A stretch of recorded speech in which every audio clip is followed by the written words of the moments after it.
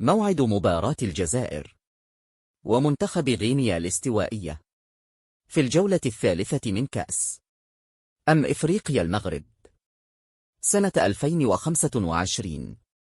ستلعب هذه المباراة يوم الأربعاء 31 دجنبر من العام الجاري على 5:00 مساء بتوقيت المغرب والجزائر وتونس، والساعة 6 مساء بتوقيت مصر والسودان وليبيا، والساعة 7 مساء بتوقيت السعودية، والساعة 8 مساء بتوقيت الإمارات.